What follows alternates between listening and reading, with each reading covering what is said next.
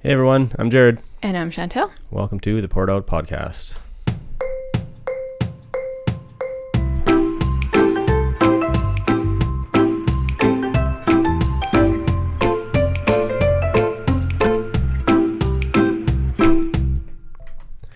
Welcome back. Thanks for joining us again. I think this is going to be our last episode On of this topic. So we've been talking about family vision. Yeah. This would be the fourth week in a row, I think, right? So we did. It's been good. Got lots of ideas then. Yeah, it has been good. I feel like it's helped us think through things a little more that we want to do as a family. So yeah, I think we'll wrap up that topic today. So we started with our overall family vision, and then we realized they fit very well. Most of the things fit very well into kind of like our church's motto, which is love Jesus. That was one episode. Love people was another. And today we are doing help people love Jesus, right? Yep. As I'm saying it, I'm questioning myself whether I'm saying it right. You're saying it right. Okay. You're correct. Yeah. So before we get into that, though, I have a mini rant. I don't know if you want to start with that. Yeah, let rant away. Just start. So I want to hear your rant. Okay. It's just a mini rant. Oh, it's not like a full-on lower rant. expectations. Yeah. So I have celiac disease. You know this. I do. Yeah, you knew it's this not already. new to me. Yeah, but so for people that don't know, I have celiac disease, and that means I cannot eat gluten. Well, I can eat it, but it just does bad things. Not without it. And so I should not eat gluten because it's very bad for me. And it's been like a pretty big fad in the last you 10 years. jumped right on the train. Yeah, it was the perfect timing. Not the disease itself, but gluten-free in general has been a fad. Just a quick question here. Sorry. Yeah. Did you turn on the keyboard for my computer? Yeah, definitely. Okay, I'm definitely gonna press buttons on it. I'm gonna move that. Okay. Keep going.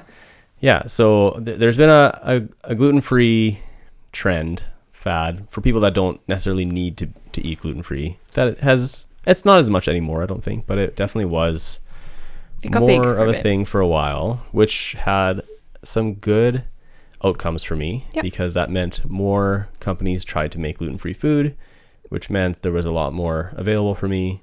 Yes. There's some also downsides because for people that didn't really need it to be gluten-free completely, then it didn't really matter if it was like the level of contamination. Yeah. Anyway, that's not my rant. This is all leading up to your rant. Yeah, this is all a preamble to my rant. Okay. What has always bothered me is the labeling of gluten-free or supposedly gluten-free stuff. It's mostly a restaurant thing. Yeah. But it's also there's a bit of an issue with some packaging on like food you buy as well. Mm-hmm. So restaurants in general, I understand they can't say gluten-free unless they don't have anything in the restaurant that contains wheat. Yeah. So I guess, wheat and barley, rye, those grains I can't have. So they try to find some other alternative where they don't say gluten-free. Mm-hmm. And usually they say gluten-friendly. Yes. Which is the opposite. Exactly. And I understand, like, I'm fairly certain that they mean gluten-free friendly, or like we attempt to make this gluten-free, but gluten-friendly has the exact opposite meaning of what I'm looking for. I mean, it's what I enjoy in my life. I do like to be friendly to gluten myself. I am not friendly to gluten, and gluten is even more unfriendly to me. Yeah. So, I don't understand the mislabeling of this, honestly. No, it doesn't make any sense. And so that is my rant because it came up again this last week. I noticed it again. But didn't you find it in a positive way this week? Yes. That's my win for the week. Oh, okay. So I'll go right into it because my win for the week is there was the first time I ever saw a restaurant that said gluten-free friendly. That's big. So it's not that mind-blowing. Like, it doesn't really matter, honestly. But no. But I just mean, why haven't other restaurants clued into this? Like, we're trying to say gluten-free people can eat here. Why would we say we're gluten-friendly? No, I don't know. It doesn't make any sense. Obviously, it's labeled by someone that doesn't understand the need. And then for packaging, isn't it like it's GF for gluten-free? Yeah. So, but sometimes it's GF. There's like so many different types of labels for gluten-free. Other than there's like an official Canadian certified label, which is great, but not all of the places certify their food as gluten-free. They still have to follow some rules if they're going to label it as gluten-free, but it's a little bit different than being like certified by the Celiac Association or whatever it is. But then often what they'll do is they'll have like GF on it, but then some places will do GF, circle it, and cross through it. Yeah, like gluten-free. It's not gluten-free, but they actually mean it is gluten-free. Maybe they mean we're not gluten-friendly. Well, maybe they were ahead of the game. Crossing out the F is friendly in that case. Okay, I know. I didn't think of that. And for like Americans listening, I think because they have less stringent rules for their packaging, right? That's from what I understand. Yeah, Canada is much better. Canada has to label a lot more things. Yeah. So if I see something that even isn't certified but says gluten-free on the packaging, I can be quite certain that it is gluten-free, or they've taken the required precautions to make it gluten-free. They just don't. It doesn't get tested regularly by the certifying body kind of thing. Yeah.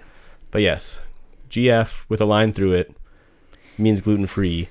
Gluten-friendly also means gluten-free, kind of. I mean, I understand they can't say gluten-free, but anyway. So that's my mini rant. But yes, tied in with a win of going to a restaurant that said gluten-free friendly. Yes. And had a symbol of wheat with it crossed out. Oh yeah, because often the menus are like, then they have the little wheat symbol by the things that are gluten-free. But like, I don't want that though. I want the opposite of that. You don't want wheat. So shout out to Blue Truck Barbecue. There you go. Which is like, there's only one of them. Is there really? Well, I think so. I've never been. You'll have to take me sometime. It was really good. Tasted really good, and they did their menu correctly. And we'll see in a few days if you get sick from it or not. That is true. Yeah. So far, so good? So far, so good. Yeah. Okay, so I have a bit of a rant too. While you were gone eating at Blue Truck Barbecue, I went thrifting. And I decided I was just going to like pick out anything that looked remotely interesting and try it on. So I had my cart with a lot of things in it. And I went to the fitting room only to realize they don't have one anymore. And I went to another thrift store and I got smart. I looked before I picked out a bunch of things. Yep. Realized they don't have one anymore either. So how are you supposed to try things on? I mean, you're not, obviously. This must be a very recent thing, because it's not like you go to thrift stores fairly frequently. I guess we haven't looked for clothes for a while. Yeah, I get distracted by books and then just stay there. And this is two of the main ones that I have gone to, but I think it must be during COVID maybe they got rid of those. Have we been? I haven't bought clothes. Maybe, but I mean they're separate rooms. Like, I know, I don't understand. Maybe it's a theft issue. That would be my guess. Is it would be a theft issue. I'm trying to think. I don't think though. Like, there's another one on the other side of the city. I don't think that one has a change room anymore either. And it's a less sketchy area, so you'd think if it was a theft thing, they would still have it. Yeah. I don't know. I feel like if people are stealing from. Yeah, if they're stealing from the thrift store, just like let them have it. Yeah, kind of. I mean, I understand they're trying to also stay in business, and it is a business at the end of the day. Yeah. But that was a disappointment for sure. Yeah, that does make kind of shopping for clothes at a thrift store a lot more difficult. Well, yeah, because if you go to like, let's say Old Navy, you generally like their clothes fit, once you know your size, this will fit you. Yeah. But at a thrift store, they have all these different brands that all fit differently. So you can't just pick up a medium and everything and know that's going to fit you. So. Yeah, how are you supposed to know if some of those wonderful items that are at the thrift store are going to fit? There's so much variety and so many great styles to choose from. I think you're mocking me. Something's giving me that idea. Well, I feel like we've gone a few times. Yes, there's some. Well, we've gone kind of purposely to look for ridiculous stuff sometimes. There's and you can tacky definitely things. find ridiculous stuff. Yeah, that can be fun. Okay, so then you did your win already. Yes. So I'm going to go into my win. This was the first week of outdoor soccer. Got a whole month and a half off between indoor and outdoor. And it was plus 23 at the first game, which never happens here. It's usually plus 5 Celsius and windy and cold. And then you're like wearing a toque and trying to hold your tea and like warm yourself up and you're freezing. Like 3 blankets on you. Yeah. And I didn't even wear a sweater until over half on the first game. Yesterday's game was a little bit windier, but we bought spectacular chairs this year. Like we are ready to be those parents, comfortable and cheering our kids on for soccer. Not shivering. Not shivering. I mean, so we bought they're from Costco. I don't know if they have a specific name. I'm not sure what they're called. But they're very soft and large. I mean, they're kind of ridiculously large. They require like a body bag lawn chairs to transport them. But it's worth it. Yeah. And they block out the wind if the wind's not coming directly at your face. Our previous ones were like open in the back. So you'd have the wind coming up your shirt or something and freezing you. That was definitely a design fail for for where we live. Majority of the time, even if you're sitting in a lawn chair, it's going to be not that warm. Yeah. So I'm very excited. This makes me more excited for soccer season because I'm not going to be dying inside. And I just need to pack a blanket in the vehicle and then I'm like totally set. Always have my toque. I do wonder how they will feel if we get a really warm soccer day. You're sitting out there in the sun. Will it be like a little bit too hot sitting in there? Okay, well, we'll report back if that happens. But soccer season is only May and June, so it doesn't get generally overly warm. And then for us, if we're going to go camping and stuff, usually you're sitting around in a lawn chair either earlier in the morning or later in the evening when it's already cooled off quite a bit. Yeah, the only downside to them is that they are really large. They're very to beastly. Transport. Like our vehicle can hold, it can hold 2 less people when we take those chairs with us because they take up a lot of space. We could probably do one less person. I did one. I was transporting, we had one kid in the back seat and I had one chair and I had to lift it up. It couldn't lie down. It's too long. It's too long. So I don't think you can fit 2. Unless a kid is holding one on their lap or something awkward. Yeah, well, they'll have to sacrifice that for us so that we can be comfortable. If they want us to come watch. Yeah, they are like really comfortable chairs actually to sit in. They're a win. They were worth the money for sure. They were actually cheaper than the other lawn chairs, like the older folding ones. The big ones were cheaper than them. What? Yeah, they were like $60. It's not even an investment then. That's just a no-brainer. Yeah, the only downside is the size, but it's a sacrifice I'm willing to make. Like you can like curl up on the chair or like put your legs up. Like it's a whole new world. Well, I feel like they'll probably be out in the backyard a lot more. Like even at our house to just like, you can go sit and read a book in there pretty comfortably. Oh, yes. They have wine holders. Did you know that? I did not. You did not inform me of this. Yeah, Ephraim found that there's like a cup holder, but it's not a cup holder. It's like... It's for your wine glass? Apparently it's for a wine glass, according to the label. We don't have wine glasses or drink wine. Or drink wine. So that part is not I might have to get a wine glass, us. just put something else in it so I can use the holder. You have like a wine glass shaped hot chocolate mug. Ooh. I feel like that's probably not a thing. Probably not. You could probably drink... Well, your hot chocolate needs like... Got all kinds of steps. I'm not sure if a wine glass would really work for it. Maybe not. We'll figure something out. Got to find some use for these wine glass holders. We'll have wine glasses, and yours will have hot chocolate. Mine will have tea. There you go. Yeah. We're fancy like that. Totally. Very high class citizens. Mm-hmm. Yeah. Wine glasses in a camping chair. I feel like those don't go well together. See, I'm not really sure if they're camping chairs, just because of the lack of portability. Because they're so big, they're more like... Oh, I don't know. I guess they're folding chairs. They come in a bag. Come in a bag. Yeah, I don't know. That you can carry. I don't know. Okay. But yeah, so that's your win. That's my win for sure. Comfy chairs. Warm weather. Yeah. Yeah, the warm weather has been so nice. Yeah. We went from from winter to summer. That's what I'm trying to say. Pretty much, yeah. Yeah, which is really good for soccer starting because those first few games usually are just so brutal. So yeah, we were going to talk today about the last kind of piece of our family vision statement, which we've put under the heading of help people love Jesus. And I think parts of it maybe don't fit like super well under that heading. It's our podcast. We can do what we want. And it's our family vision thing, so we can do whatever we want. Yeah. These are kind of the leftovers. But they do fit in some ways. Yeah. Yeah. And there's a little bit more to that too, that as I was thinking through that heading of what we value as a family, that I think fits well under there. Okay.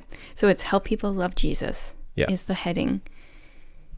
So under that, we talked about two headings before. You kind of like grouped them that way. And so part of our family vision was to raise and be curious people and lifelong learners. Right. Yeah. And this is like raising our kids this way and setting an example and being this way ourselves. Yeah. And then the other one was to be creators, not just consumers. And then as part of that, this is a quote again from Andrew Peterson book, or not maybe a quote, but yeah, it's pretty much a quote. It is a quote, yeah. So it's to tell God's truth to the world as beautifully as we can. And I think that really fits well under helping people to love Jesus, right? So yeah, where do you want to start? Well, let's start with, it doesn't matter. We have curious and lifelong learners first. Can we start with that one? Yeah, let's start with that one. Okay. Sure. Yeah, so this one, I felt like I was trying to determine like how it really fit under the heading of helping people to love Jesus. And I think it, like, this one maybe is a little more of a stretch in my opinion. Maybe you have. Once I get talking, then you'll realize exactly how it fits in. Okay, well, we should start talking then. Okay.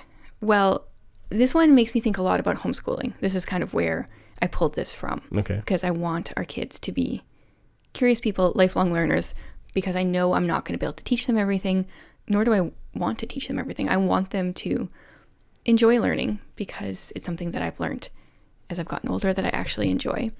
And so part of how we do this is helping them to explore their interests. And I think we all, as people, are generally more curious and interested in learning about things if we're interested in them. Yeah. And so I think as kids develop their interests, they will figure out how they can use these things. And this does kind of relate to the next one. Figure out how they can use their interests to find the people and the groups that they're passionate about, for one. So like our daughter, she has a heart for like certain disabilities and people with disabilities. And when I think about her helping people love Jesus, this makes me think of like the people groups that she might be drawn to in the future. So being a curious and lifelong learner for her right now means like exploring these different disabilities, learning about them or diseases, or she's got a whole list of things she's interested in. Quite a gamut of interests, yeah. And so learning about these things, I think, will help her in the future as she interacts with people like this, and maybe is intentional about interacting with people with these diseases and disabilities and helping to love them, and therefore helping them love Jesus. Yeah, that makes sense. That's kind of the same vein that I was thinking as well. It's just like being curious and lifelong learners actually helps us to get to know people better.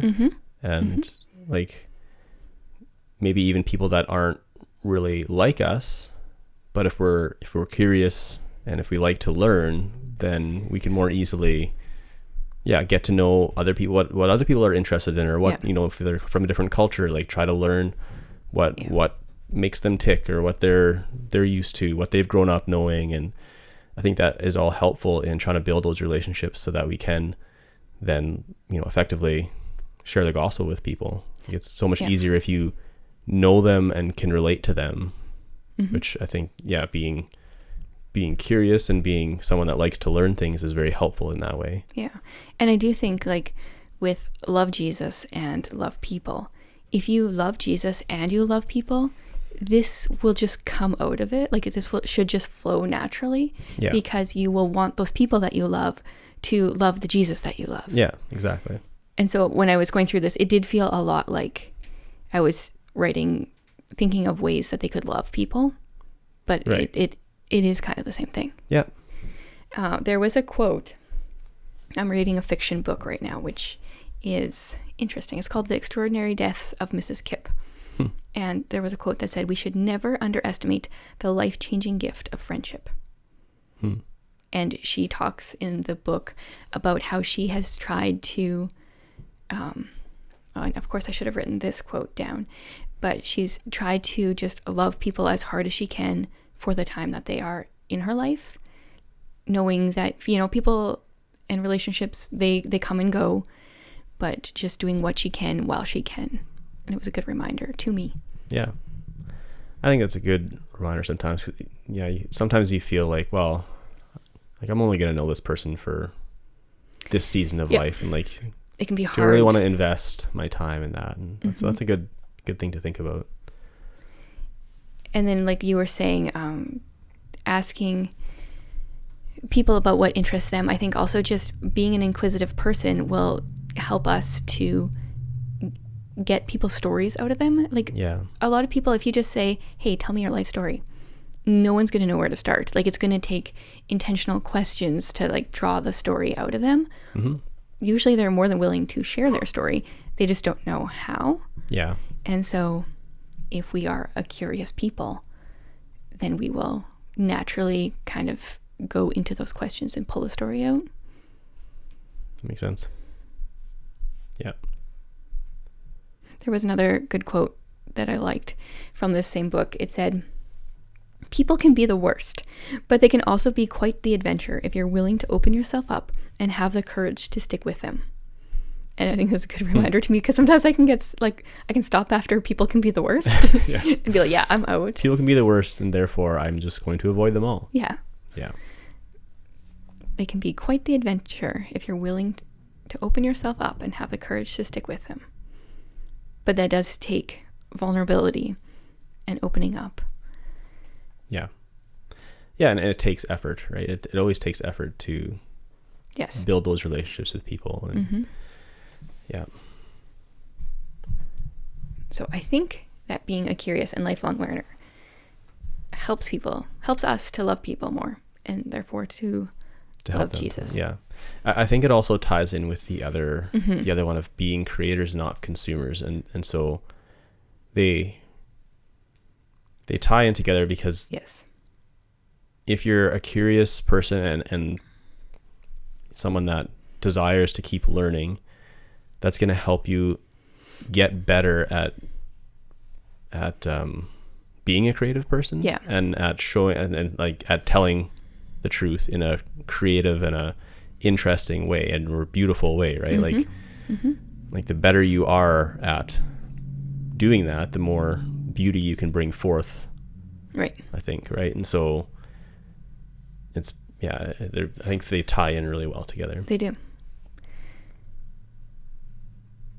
Yeah. So the second one, be creators, not just consumers. So consuming things is okay, but not only consumers. And I think we can get inspired when we consume things. Yeah, for sure. But you don't want to just be sitting there consuming. Yeah. You need to take that and create. Yeah. And I think we talked about this a little bit before, but it can be easy when thinking of like a creator.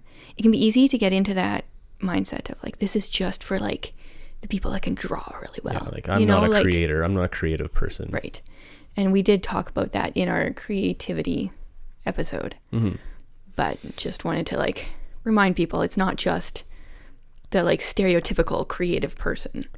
Yeah, it's not just the arts, right? Like not just even like the traditional arts.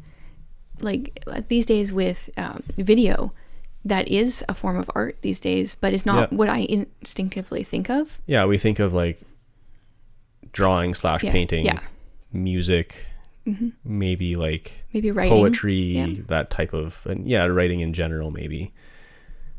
But and those are all, I think those are all good things. Absolutely. Those are all good ways that we get to show the truth beautifully.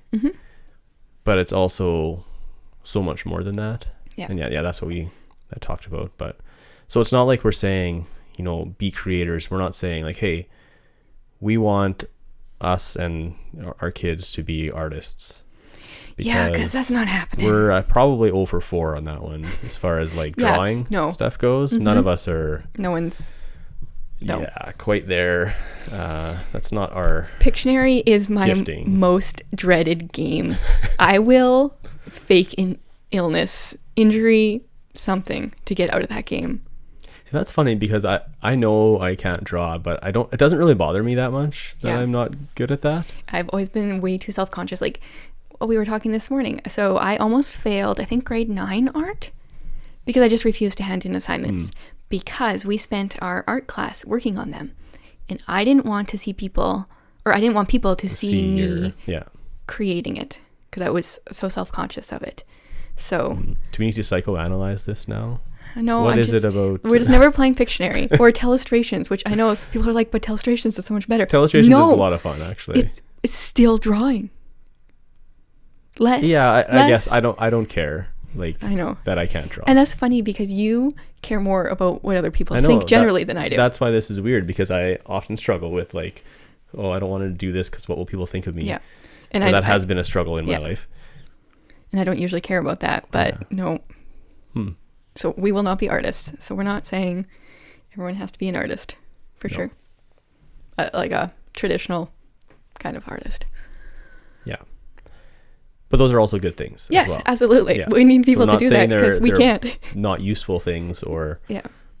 But I think in any work that we do, we can show the truth in a beautiful way. I think that's the important part, and that goes beyond being a creator, right? Like even if you are working at McDonald's, you can still do that work in a beautiful way, in the way that you interact with people, even in the quality you put into making this burger that probably people won't like. Maybe people probably don't care about, right? They're just gonna open it up and scarf it down. Yeah. But it still matters, like how we put effort into things. Right. And you were saying like interactions. I don't know if the workforce is the same where everyone else that's listening to this is, but here the quality of interactions in most places, so like fast food, Walmart, whatever, it is so bad. Like the standard of how people communicate is pretty low. Yes, that's it. That's what I'm trying to say. It makes me want to work at these places because I feel like it wouldn't take much to stand out. Yeah. Also, I don't want to work at Walmart or McDonald's. Like I put in my time at McDonald's. You would choose not to if you could. But yeah, like we can both think of a person at a grocery store that is just known as the grumpy person. Yeah. Like we don't even go to this grocery store very often. No, it's like a few times a year, really. Yeah. And I will avoid his till at all costs. We should probably go to his till and try to see if you can make him smile. He's so miserable all the time. And like, it's like a 1 minute interaction and so. Don't be that person. Yeah. And it doesn't take much. There's been a few interactions with people. It's like, wow, they were amazing. I only talked to them for like 5 seconds. Yeah. And it doesn't take much to be set apart. Yeah. But then there is the opposite side of that too, where us as people that are there can like model that. And sometimes like you get, and you kind of like, I can get it. Sometimes you're doing your job. You've been there for whatever, 7 hours already. Yes. You're swiping groceries, you're tired, you're ready to go home. And so I get it. Like I'm not always like happy and ready to, chat with everybody at work, and I don't even have to chat with a lot of people at work often. But I think then as people that are on the other side of the till, it makes a big difference too in how you just interact with people and just smiling and like not just giving the cursory, answers to them, but like actually engaging, not doing the 80-year-old man starting a conversation while there's 25 people in line, but just the way you say friendly things. And this is good. This is calling me out, because I do try to be kind to the people in these situations, except that one guy who just like I just so now just we need can't to purposely anymore. go to that line. So we have to go to that grocery store more to find his line, figure out his schedule. Well, it might be going a little far. We're getting into the stalking category maybe at that point, but anyway, I feel like maybe we're going off track a little bit, but well, that's okay. Telling the truth as beautifully as we can in any situation. And so point I was trying to make, I guess, is that it's not necessarily in art or necessarily even in creating, but just in life in general. Whatever job we're doing, whatever work we're doing, or interactions with people, whatever it is, whether it's doing a hobby or whatever it is, trying to be someone that isn't I don't even know how to put it, but trying to live that out beautifully. And trying to let the joy that you have in Christ come through, right? Instead of just keeping it for yourself. That's really what it is. And that basically comes down to just reminding ourselves of our identity. And so that joy actually does come out then in every situation. And that takes a continual reminder of like who we are in Christ, what we have because of him. And then that joy will just leak out, I think, at that point, right?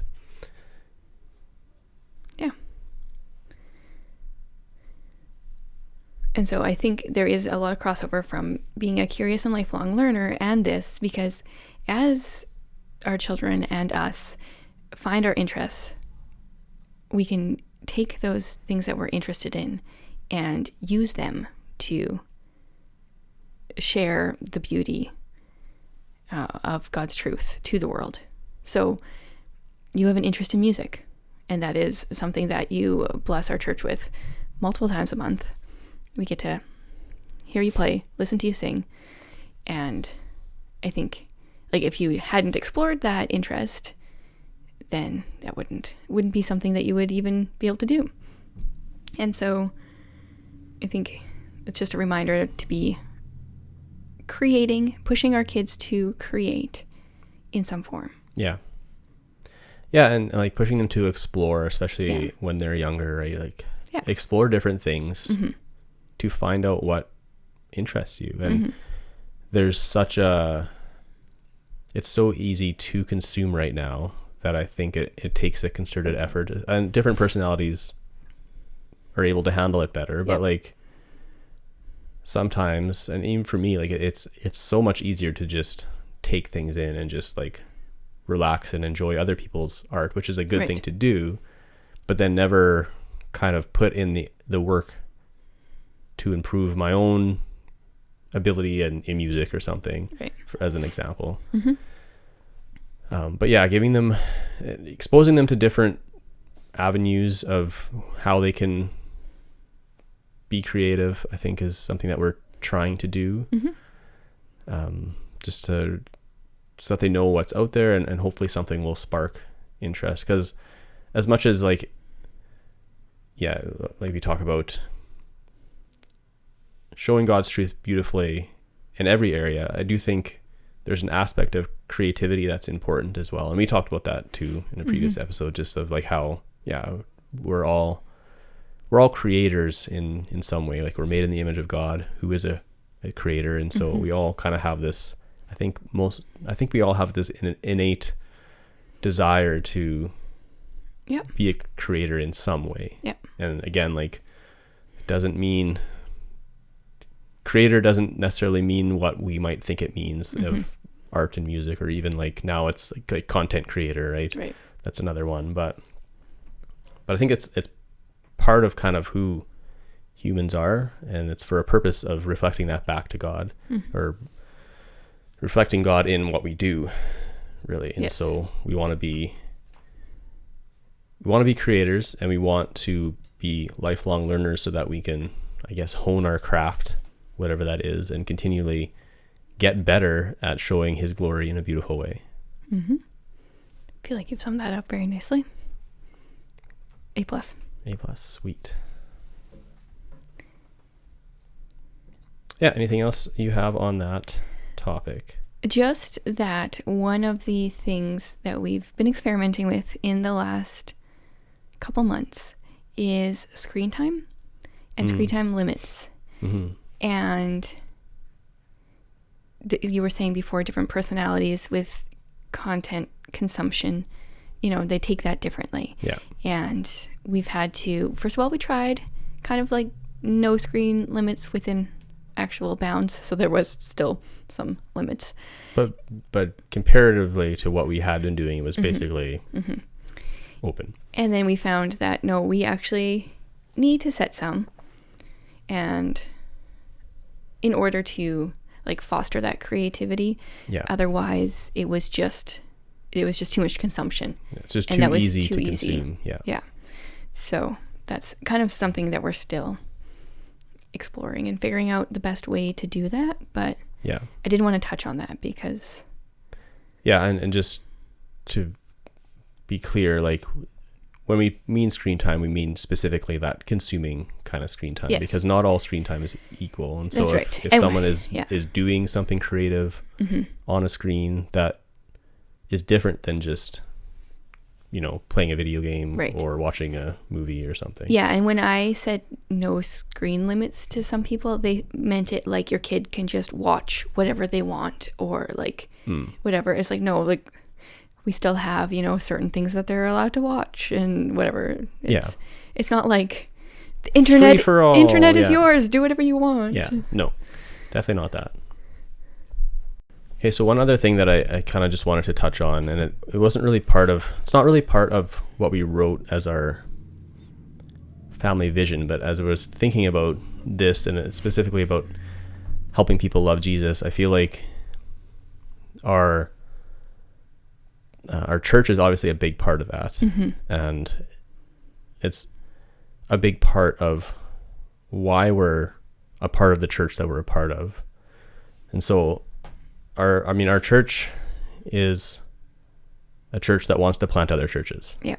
And so that's important to the DNA of our church. We think that church planting is important. It's like the primary way that we see in scripture of the gospel spreading, right? It's, Paul would go on these missionary journeys and, basically plant churches in all these communities, right? And so we see that as something that God wants us to continue to do, and that's a big reason of why we're part of the church that we're in. And I think that does play into our family values quite a bit, because it affects our family.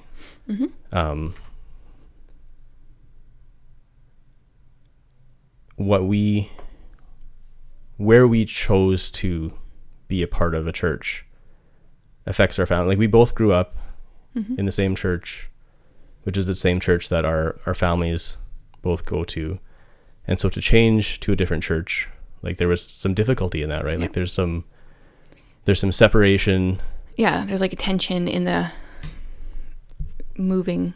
Yeah, switching. it's because we just don't have that shared experience as much because and so I just wanted to like touch on that as part of our family values, because it is something that we chose to do because we valued helping people love Jesus. We valued it's like more of an outward approach instead of just keeping the gospel to yourself. Instead of a more, right? Like, it's the whole helping people love Jesus. Yes. And not just stopping with love Jesus. Yeah. Yeah, and so I mean, we chose to be involved with a church where church planting and expansion of the gospel is important. And so I feel like that does affect our family values, it affects what we choose to prioritize as a family. Yep. So maybe it doesn't fit in as well with the creators and consumers as much, but it fits in with helping people love Jesus, because I think that we're raising our kids in an environment and being in one ourselves that focuses on that. Yeah. Yeah, and I mean, it kind of honestly fits in with like curious and lifelong learners, right? Because, you know, I think it was a big change for us to start going to this church, and like there was a lot of learning that we've had to do and we continue to do. And I think, you know, as you think about church planting itself, I mean, there's a lot of like, what does that look like? What does that mean? And so being part of a church plant, because our church was planted as we joined it. And so we kind of got to be a part of that process a bit. And that was definitely learning, especially coming from, you know, a church that we had been attending for since we were born, however many years that was at the time. And a large church to a very small church plant. Yeah. It's very different. But yeah, so that I think that's a really big piece of our family and our desire to help people love Jesus. That's why we are kind of on the path that we're on. And it is something that we want to instill in our kids as well, is what, like, the importance of not just stopping at the love Jesus point, but like you said, like if we love people, if we love Jesus, we should love people. Yeah. And if we love people, then we should want them to love Jesus, because he's who we love because of what he's done. And so we're going to want to naturally then share that good news with other people. And so yeah, part of that is through the work of the local church, and part of that is through what we talked about with, you know, being people that want to learn how to spread that good news in an effective, in a beautiful way. So yeah, I don't know if you have anything more to say on that. No, that's good. That piece, but that's true. I didn't think about that as we were doing our family vision statement, but that fits in there perfectly. No, and yeah, I mean, I think because that's just what our life has looked like for, like, you know, as far as our involvement with the local church and stuff like that. But as I was thinking through this and just thinking about like how that has really affected our family. Yes. And so figured it'd be good to just touch on that briefly as well. I think to me, it was one of those things that person just like takes for granted. Yeah. You forget about how much it's affecting your life, because it's just, it's so there. That's like just it's your life. It's like so woven through everything. Yeah. Yeah. So anyway, that's it for me. Did you have a question? I was making up a question as you were talking. Oh, okay. So it's multitasking. Yeah, I'm not good at that. I can't actually remember if we've done this one before, so I'll throw this out there and you can tell me if this is a good one. I kind of feel like maybe we did, but I think asking people, going back to the being a curious and lifelong learner, asking people what they're interested in or learning about recently these days. Yeah. Did we talk about this already? I don't know. We might have, but I think that's really, really good, because often I think the conversation, like when you meet someone, it's like, oh, what did you do this week? Right? And so then the answer is usually just either, oh yeah, it was just a busy week doing, you know, and never really telling you what they were doing, or just, oh, I was busy at work and kind of thing, like just kind of a very vague, a non-answer. But asking them like what they're interested in gets behind the, like, it's like, yes, I know, you know, generally we mostly have to work most Yes. of the week, or like, Well, you know, 8 hours a day or whatever. All but of us have busy lives. Like, everyone can say they're busy. Yeah. So it's not a very good question. But I would be curious, because I have an inclination that my homeschool mom friends would be able to answer this better than friends of mine who don't homeschool. Just because I think as homeschool moms, we're always trying to learn things generally like ahead of our kids, or we're like specifically learning things with them as they're diving down rabbit holes. Yeah.